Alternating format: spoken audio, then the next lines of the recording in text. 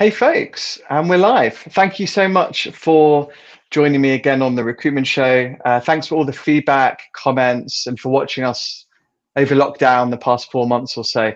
And also, don't forget to subscribe to our YouTube channel, the audios on Spotify, Apple Podcasts, all of that cool stuff. I think even Amazon now about to start podcasts, so we'll be on there too. So no excuse. Today, it's great to be joined by Jo Weech. She's head of people and talent. She has her own consultancy called Exemplary Consultants, and she helps companies on recruiting, retention. She speaks at loads of engagements, national. So national for her is the US, international, recruitment conferences, all of that cool stuff. And Jo, welcome to the show. Oh, thank you. It's such a joy to be here, despite the fact that behind the scenes, we're both melting. Oh yeah, I was saying in the UK we're on a massive heat wave, and obviously we don't have aircon in the UK for the 10 days that it's hot. So, but I still managed to wear a shirt today. Well, I have aircon, which is why I'm in my blazer. So, where about you in Washington? In the Washington D.C. area, we had a hyperthermia alert yesterday because it gets to dangerous levels with the humidity and heat combination. Okay. Awesome. Well, look, thank you for joining me. I know it's a bit earlier in Washington than it is in London. So appreciate you getting up early for us and all of that. Just for context, it would be great to hear a little bit about your background. Okay, so a little bit about my background. I actually, in a former life, worked for British Airways, for 7 years, not in the sky, but on the ground. And I ended my career at the downtown office in Washington, D.C., liaising with embassies, World Bank, that sort of thing.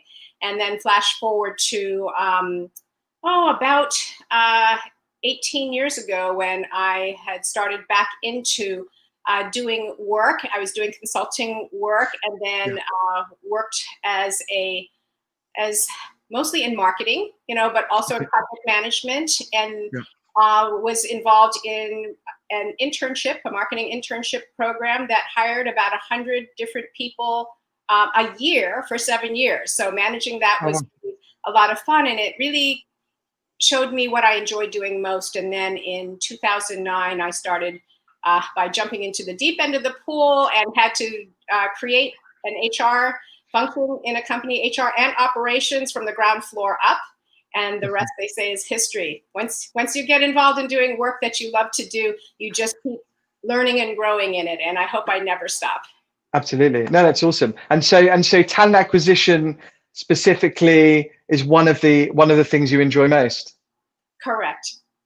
Talent acquisition, but then also, as you know, it's not enough to just bring great people in. You have to retain them. So I like both sides of that coin. Absolutely. Well, let's speak about both of that, but let's start with talent acquisition, because talent acquisition is hard. Oh, it absolutely is, especially right now. I have so many, industry colleagues that, have been furloughed from their positions or been laid off from their positions, because I'm sure you've heard that over 41 million Americans have filed for unemployment. So that doesn't actually reflect how many people are unemployed, because jobs have just disappeared. And so it makes it harder and harder, for people to get jobs. But then it also makes it hard for recruitment, because now they have, 400 to 1,000 people applying for every open position, and it makes it really difficult to come up with a system by which you can give a fair shake, if you will, to the people applying. It just becomes overwhelming for most people. Yeah, interesting. So you're finding that, I guess you can look at that on LinkedIn. You're finding that the open vacancies are just attracting so many applications right now. That is correct.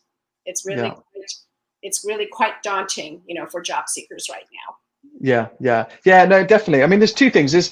There are, to put a positive, well, some positive spin on it, there are jobs available. And people are hiring. There's been some cool stories of, Amazon hiring 150,000 extra people, and so there are parts of the economy and sectors where if you are looking for a job, you could find something. If you're more specialist and maybe further on in your career in a specific niche, it certainly gets harder. It's an interesting one. I think right now, Networking is important, like leveraging your network, all of those things, past colleagues, and stuff like that. So talk about, what do you think then about, if there's a vacancy on LinkedIn or jobs board like that, and you see 400 or 500 applications, is it even worth applying? I mean, that's a very good question. So my tip for a job seeker, when you see that, those many people, they are only just tracking how many people have applied through LinkedIn. You don't know how many have applied through Glassdoor or Indeed or directly to a website. So that number could be twice or, 3 times that. So it's most important at that juncture to find out if there's anybody in that company that you are connected with or second connected with, and to try to find out how you can become an employee referral. But you have to know people, and you have to have been engaged. You can't just go from having like 49 connections and all of a sudden you want to try to find somebody to help you. You really just need to be continually networking. So if you haven't done that before now, start. You can't just say, well, I'm behind the 8 ball. No, start. You always have to start. Definitely. Today is the first day of the rest of your life, right? So then if you find somebody who's, who is second connected to someone in that company, just say, hey, are you just connected on LinkedIn, or do you actually know the person? And here's the thing, I'm going to apply online, but if there's an employee referral program and they could get credit, whether it's a $25 gift card or a $1,000 referral fee, people are really keen to do that, provided that you are a decent human being.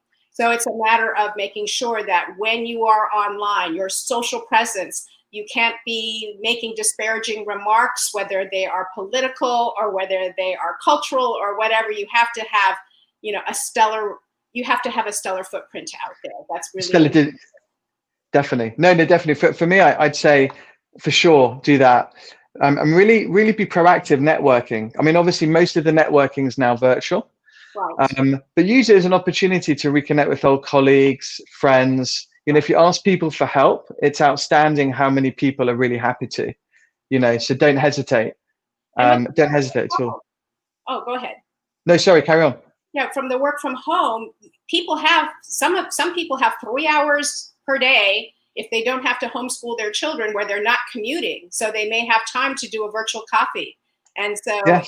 It may be easier, if you will, to connect now than it was even when we were all busy, commuting to and from work. And I found that a lot of people really want to have a chat now, and also very happy to help people. It's one of these, it's a crazy time right now in the world. And there's been a question from AXA. She's asking about the trends in the recruitment market in the UK. So I'll address that now as well. But I think all over the world, it's widely accepted that it's the worst economy ever, right?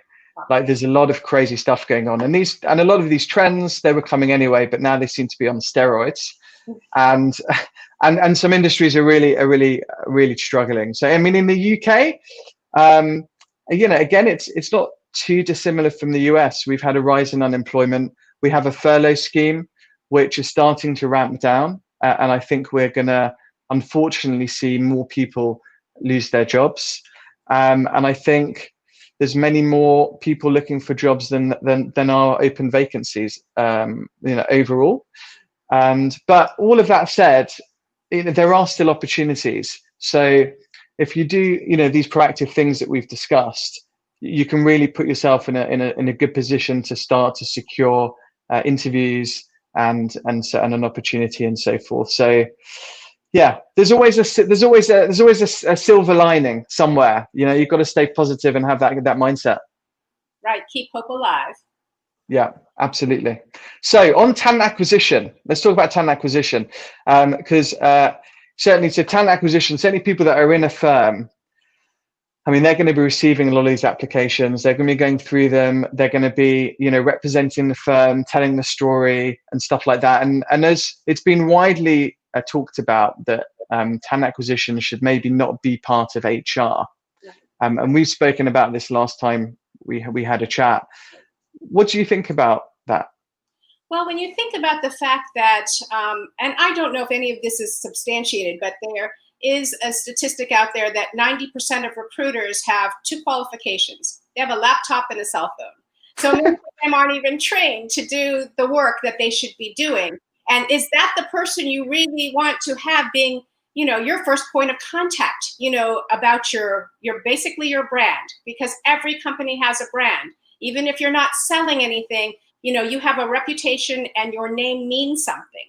So when you look at this, it's highly important to train people that are, doing the recruitment and of things, the talent acquisition, on all things marketing, not because you want them to be a salesperson, because most people I think there are maybe 10 GitHub sites that have blocked recruiters because they are too salesy in their messaging, or, they're spamming them with horrible messaging. So here's the thing though, in order to be relevant, you need to understand your target audience, if you will. Find out what is it that a person who is going to fill this role, what would be their, needs. It used to be the WIFM, right? The what's in it for me. But now it's about what are their wants and needs, right? And then what are their objectives? And can we give them the results they're looking for? So that is highly important to be able to discern that. And that's not going to happen by sending out 100, what my friend Steve Levy calls in-malls. You don't want to do that, because it just shows that you really don't care about them as an individual. And my friend Amy Miller on a training session for my team said that instead of sending 100 emails to like a software engineer, for example, research 10 of them. Find out what their career path has been. Find out what they're doing. Are they engaged in anything interesting? Are they engaging in anywhere? Are they on GitHub? Are they anywhere? Stack Overflow? Are they anywhere where you can see what they're doing and engage them as a human being? A friend, Brit, Katrina Collier. I think a book called Robot Proof, and it talks about we can't have robots doing outreach. Why? Because we're not trying to recruit robots, right? We are trying, to recruit human beings to work in a company. And in order to retain that person, so you don't have to just have a revolving door, if you can't partner with someone to help them to achieve their career goals, then don't hire them. You will be doing them a disservice. You'll be doing your company a disservice. So this is where alignment is integral. And this sort of thing, talent acquisition should be partnering with marketing if you have a marketing team. If you don't, then your talent acquisition team needs to be attending things like eBrandCon or anywhere where you can find out what is employer branding, because the talent acquisition person is truly the voice, to be able to put out that messaging, and you don't want them inventing it on their own with no training. So it's very important to become learned about that, to attract people, but then have a consistent plan.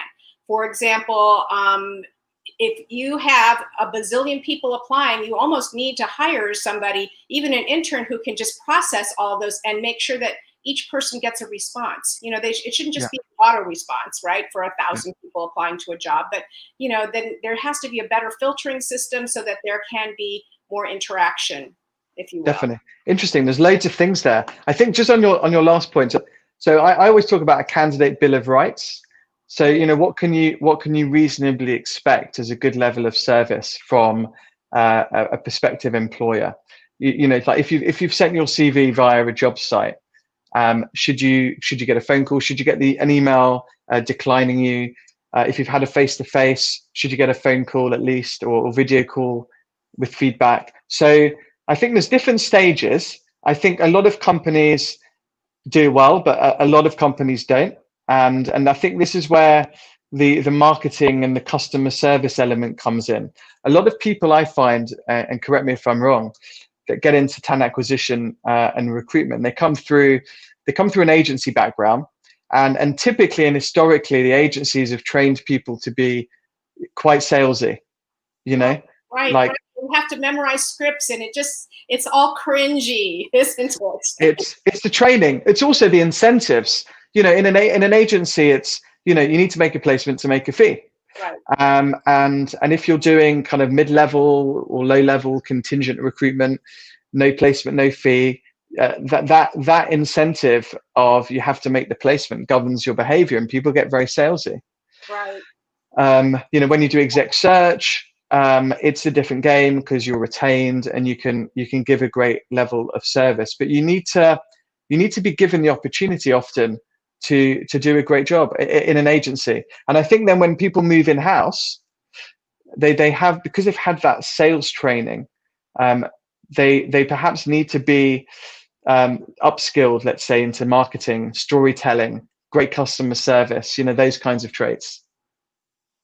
Right. I think that, once if you're, whether you're in-house or whether you're agency, you still need to be able to engage with human beings and be respectful, which means that you listen more than you ask questions. The point is to have somebody else share with you their story, because without that, you have no context to be able to know whether or not they would necessarily be a fit for the role that you're recruiting for.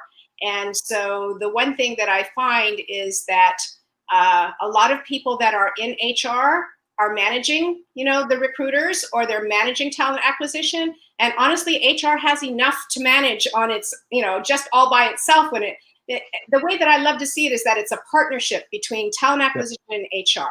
So talent acquisition engages in the employer branding, the candidate experience, the ability to pipeline people so that even if you can't hire them, let's say that they are the silver medalist, the bronze medalist, right? They didn't get the job. You want them to have had such an amazing experience with your company that they would refer all their friends to apply.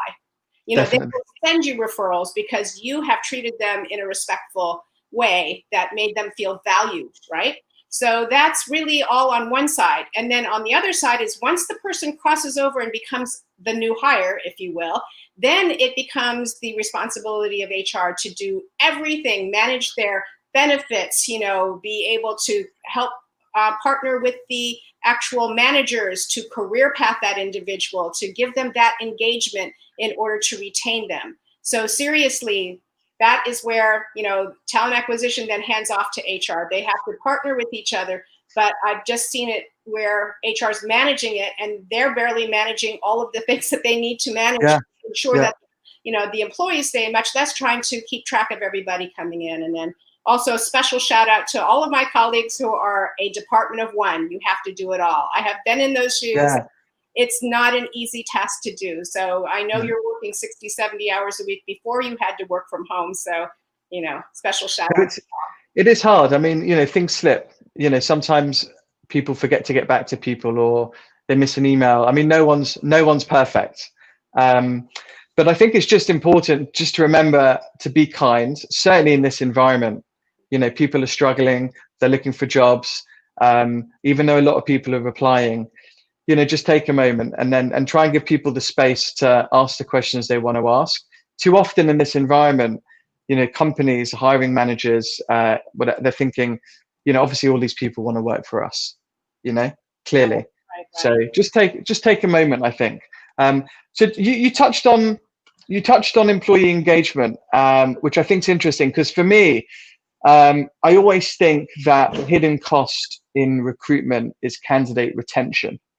A lot of time people think about the upfront cost, the upfront time involved, but not enough about retaining these people, so assessing them properly. So, you can find them, engage them, attract them, make sure you assess them properly. And then once they're in, really make sure you engage with them, because if someone lasts not very long, you've invested all of this time and effort. And I think it's just often missed.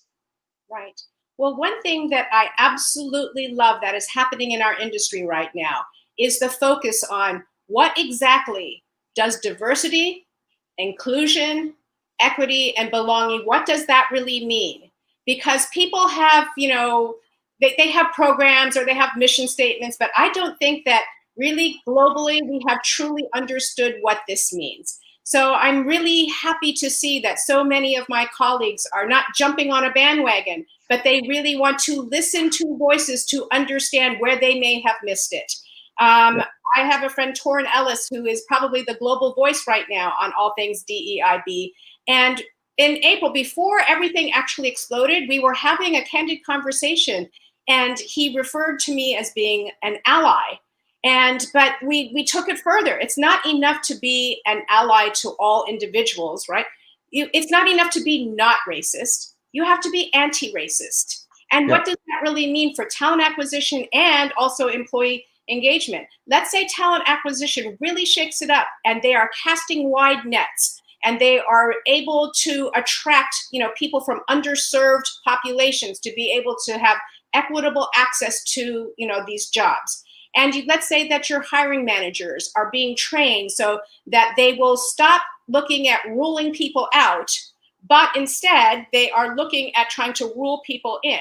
If we can actually change that one thing right there, so many things would just become, I think, it would provide instant ROI. But let's say that we do all that on the TA side of the house, and then they come into a company. What is happening when they finally start work on the job, right? Engagement is not just making sure that they get the invites to the happy hours on Wednesdays or, Taco Tuesdays. That's not engaging them. And here's where you have to take it even deeper. So let's say you have a manager and he has a team. And let's say that, Thursday nights, they always, hit happy hour. It's kind of like, okay, the week's almost over and, so they all go. But who can't go? The people who have to pick up their kids at daycare, the people who have elderly, in the home where they have to, relieve someone and go take care of their elderly parent. Or what about the person who has to go to an AA meeting? So they really don't want to be going to a pub for, to throw back a few, or if their religion prohibits them from imbibing in alcohol. Do you know how many people you have just excluded, just from thinking that you're being a great boss because you're taking everybody out and, treating them, to drinks at a pub after work? So I think we need to rethink everything, from a DEIB standpoint in terms of how are we being inclusive of everyone?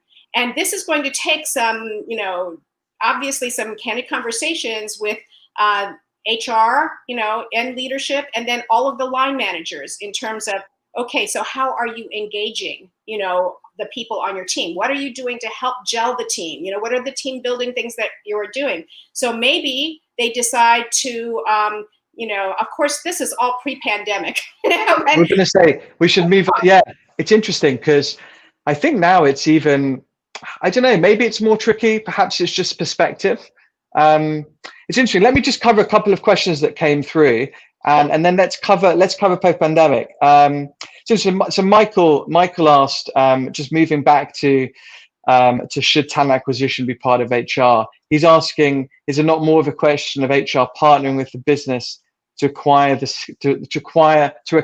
skills required? So I think what he's saying is upskilling HR. I think what we're saying ultimately is, within HR, obviously there's a bunch of different topics. Talent acquisition is one of them, and because of the job that talent acquisition does, so marketing, storytelling, attracting people who are not in the organization to the organization, dealing with people who might not have been successful in an interview process, but you want to tell a good story about the firm.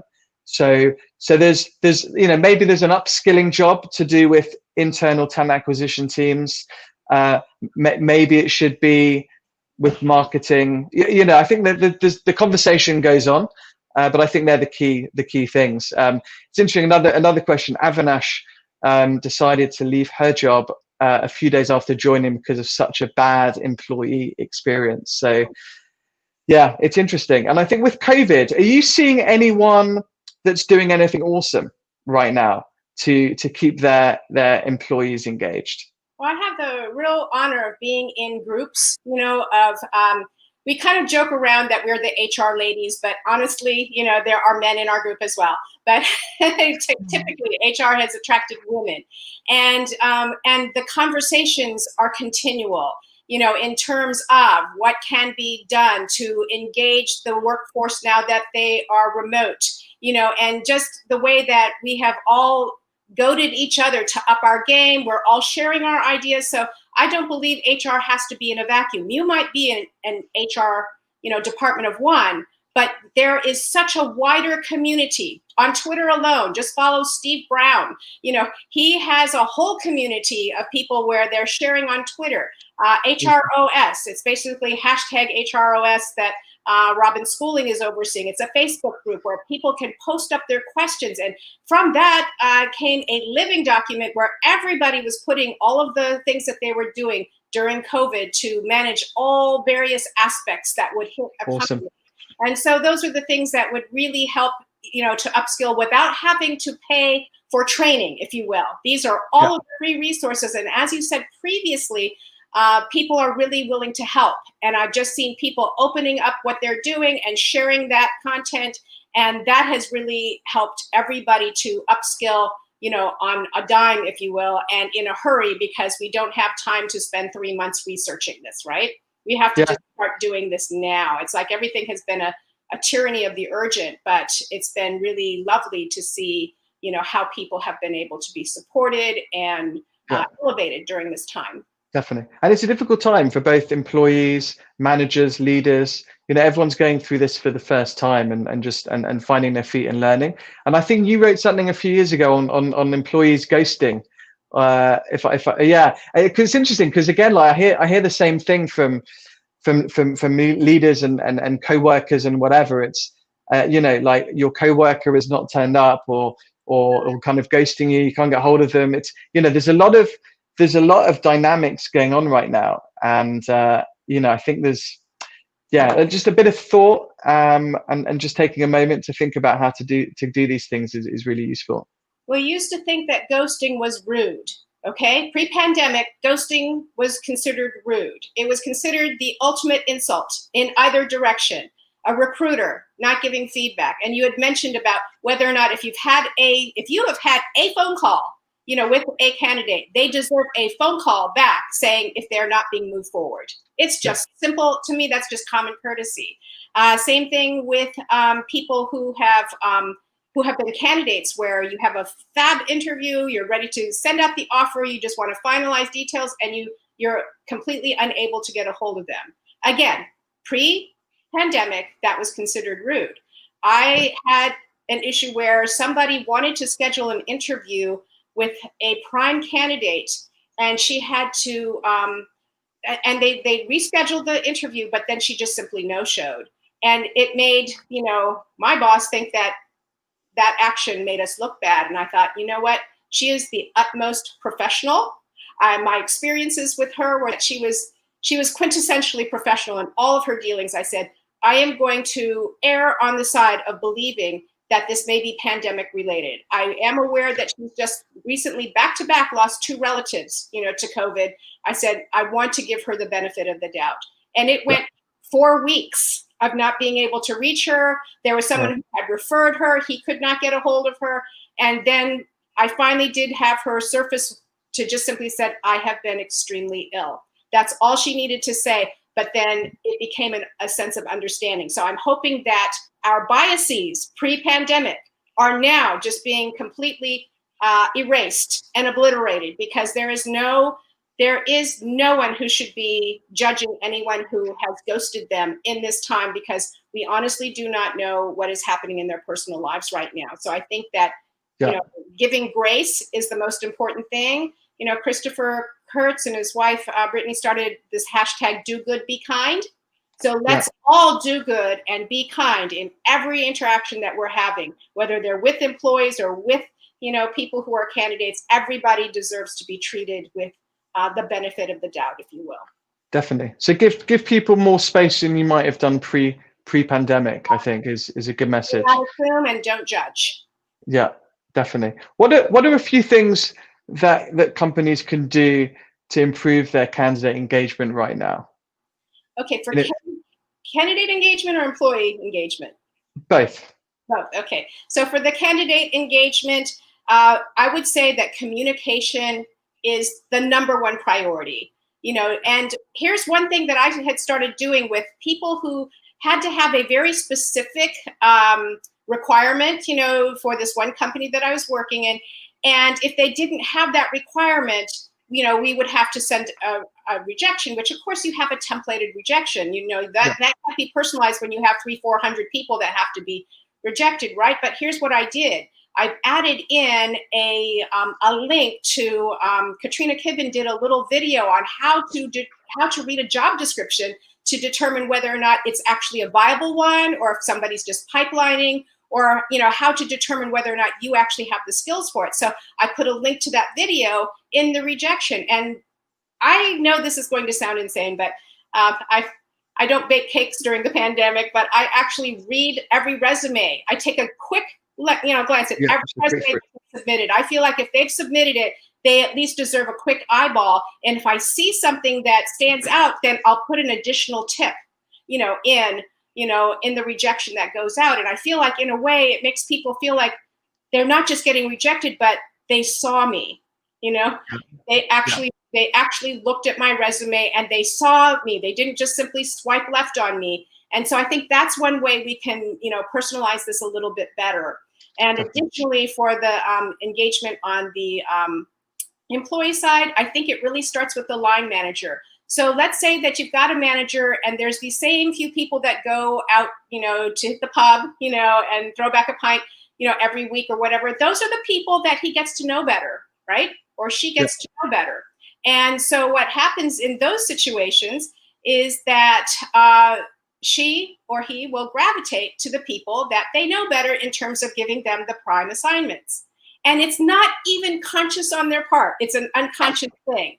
But I think we need, as HR, to have some accountability where we are, talking to the managers and saying, okay, so how is the distro of the work going? Because there may be people who are not the ones who speak up in the meetings. Maybe they tend to introversion, and by the time they've thought about what they want to say, 20 people have already weighed in on something, right?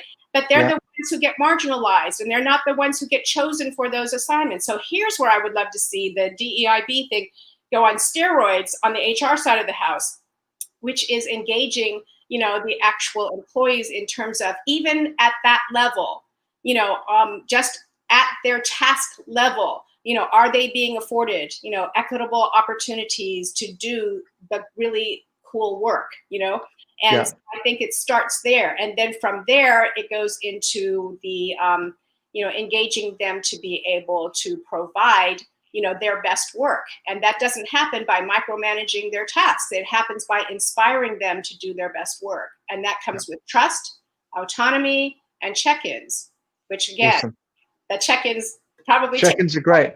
Check-ins are great. I like to. This is so important. You can often lose yourself in your work at home. Right. But if you have people that you need to check in with, it's important to keep that up. I think keep it in the diary. Keep checking up with people. Just addressing one of the questions Haman asked about the recruitment market in the US. We discussed at the beginning of the show. So check back and watch that afterwards. Let's move on. Let's move on to the performance review because it's been part of working life forever, it seems. And you wrote a good piece on is the performance review dead, which I thought was super interesting. What do you mean by that? Okay, we're referencing the annual performance review. We have to look at how did this even begin? Well, if you look at historically, this is also going to be U.S. history, by the way. So I have a feeling, though, that what we do here kind of goes out, into the business world. It transcends the world. Right. And so I would say that, you can go back further than the 1950s, but let's just pick the 1950s where the U.S. government used to give incremental raises, to employees based on longevity. Then they decided that they needed to institute a measure of performance, so that somebody would merit, those increases, and so interestingly enough, that has stayed with us since the 1950s. So we're actually replicating a 1950s decision, right?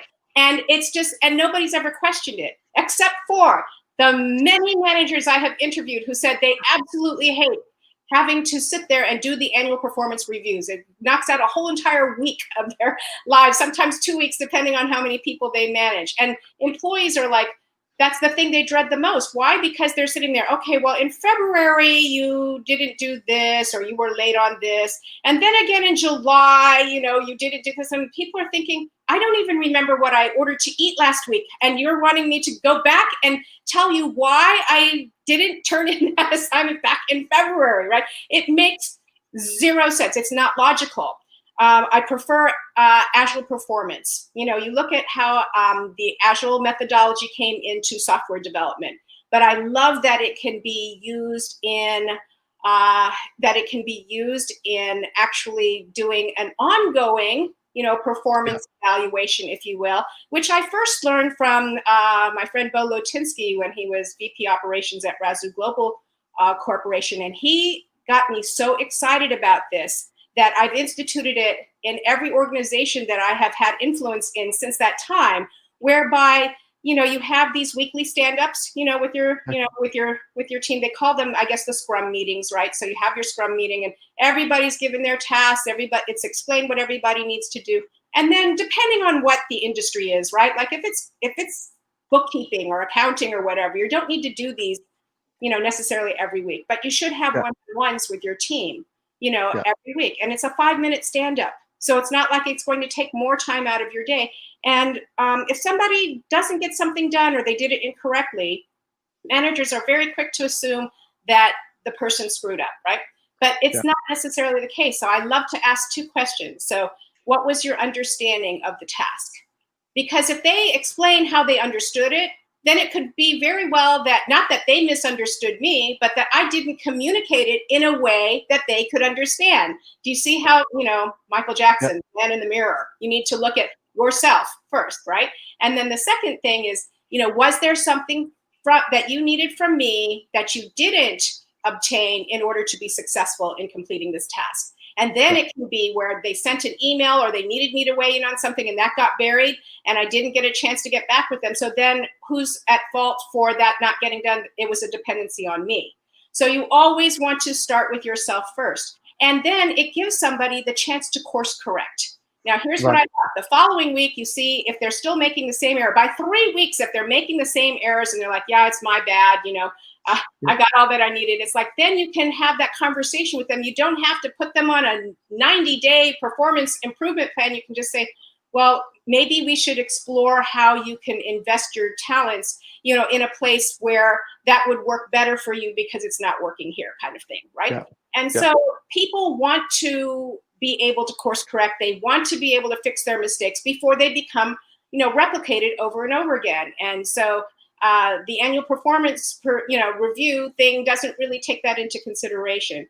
The other thing too is that people like that, pat on the back. Everybody lives for encouragement, right?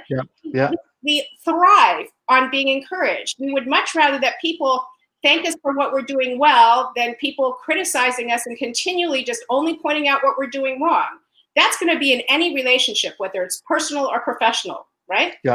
So it's important that you celebrate the little wins. Like in the very niche world that I'm working in right now for talent acquisition, if somebody responds to an email, we call it it's happy hamster dance time. And we all sort of have this happy hamster dance because somebody replied to an email. That's how niche this type of recruitment I'm engaged in is. And if we don't celebrate those daily little wins, then, why are we even here? You want to be able to have people feel like they belong, to a team, they belong in their company. And really it also is top down. If top down isn't really investing encouragement in their exec team, in the C-suite, and that's not going down to the director level, that's not filtering down to the manager level, that's also a problem. So it's a matter of HR being able to strategically partner with, the C-suite and be able to coach them on how to best engage their most important resources, which are their human resources. If you will. Love it. So essentially, we need to evolve from the 1950s and do more ongoing performance management or performance review.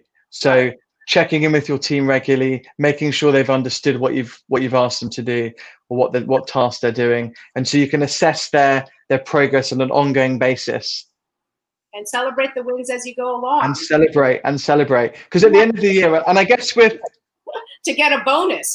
They should be getting incremental bonuses, on the spot bonuses, recognition on the spot, even if it's not monetary, even if it's something from the dollar store, right? Just some little thing that just acknowledges, their work. Yeah. Another thing I want to make sure this happens. And so obviously with virtual working now, people are not going to be all in the office sitting next to their managers, etc. So, you're going to have a scenario where you've got your manager and the co-worker working next to them, but then you have a co-worker home-based, never coming into the office, probably doing a better job, delivering better stuff. But this manager really likes the person sitting next to them. They've built this emotional attachment, and you're going to get these biases, filtering into these performance reviews. So let's hope that people, stop, think about it, do these reviews regularly, and make sure that they're open and fair as well. Yes, and I love that, Zoom has become a household name, right? It's like, oh, I've got my Zoom shirt on today. I've got my Zoom earrings on, just that kind of thing. It's like, so it can really just eliminate that in-person bias, because if you get on Zooms and you're interacting, you can have the same camaraderie, just say, hey, pick a topic. It's like, okay, Taco Tuesdays, everybody's going to, we're all going to have our tacos here, our tofu tacos, our fish tacos, whatever it is, right? And we're all just going to get on these Zooms so that they make sure that nobody who's working from home, if people are in the office, feel like they're left out. They should always be included in those conversations, and it should be regular. In fact, people who work from home, it should be on a daily basis. It shouldn't just be once a week at that point. Yeah, very true, very true. Let's end with a couple of questions. So Avinash wanted to know, post-COVID, are there any new talent management strategies that companies should plan for? And I think perhaps we just discussed an interesting one on the performance review. Any others you had in mind we can talk about? Nicholas Lakeland wants to know on this particularly, how do you avoid someone thinking they're being controlled all the time, or micromanaged, as we like to call it, if they're having a performance review every week or every day or whatever? Well, in a way, we don't really look at it as, performance review as much as we look at it as, okay, do you have any stucks? I love this. Somebody used that word with me one time, somebody that was managing me. And it's like, it's just an opportunity to talk about your work. Are you stuck anywhere? And if somebody's stuck, then the whole team kind of chimes in on, how to help them to get unstuck. It's a way to be transparent, but it's also a way for people to grow and improve as you go along. So it's not that they're trying to make sure you're getting your job done, but hello, why are they paying you if you're not getting your job done, right? So you want to do your job optimally. And if everybody's all collaborating and being supportive, and I've done this where team members of mine have done one-offs, on their own, where there have been groups of 3 or whatever outside of these, sessions, to be able to unpack things that I've maybe taught, and then say, okay, now how are we going to implement this? And then they collaborate together. So I think it's really stimulating more teamwork. And the more you get diverse opinions and, and ways of looking at things, you're going to have, an optimal product at the end. Definitely. And it's also nice to engage with your team and your co-workers regularly. It doesn't have to feel like you're micromanaging or you're being micromanaged. Correct. It can be, we're working together on this. We're all pulling in the same direction. Let's do this together. What are the issues? High five when something goes well, celebrate the wins, learn from the things that don't go so well. So yeah, I think again, it's perspective. Right. And I think it frees people up actually, because they can be honest about when they're not getting something or they're trying to do something and it's not working, right? Before we used to have to try to hide that because we didn't want anybody to think that we were incompetent. And now I think that, when people's cats are jumping, up on the keyboard and their kids are, yelling in their diapers, running by and whatever, it just makes us human beings. And I feel like it has truly contributed to making the collaborative environment of work much more deep than it was when we were just working in our cubicles and offices. So I really love this new way that we are engaging right now. Definitely. And also I'd say, don't be afraid to get things wrong or you got to try things. And I think we should try and foster an environment where, people are happy to try. Correct. And happy to try and do things, even if they get things wrong. They feel safe and supported. Yeah, definitely. What a great place to end. Thank you so much for joining me. It went super quick. Thank you for sharing all of your thoughts and your insights. It's really, really cool. And yeah, I hope it gets a bit cooler in Washington and the aircon holds up. Right. And so if anybody has any follow-on questions, they can just connect with me on LinkedIn. I think I'm the only Jo Weech out of 650 million profiles. So it'll be very easy to find me, and I'll connect with anyone who sends me a connect request. Awesome. So if you have follow-on questions, I'll see if I can help. Thank you so much, and have a great rest of the day. Okay, you too. Bye-bye. Thank you. Bye-bye.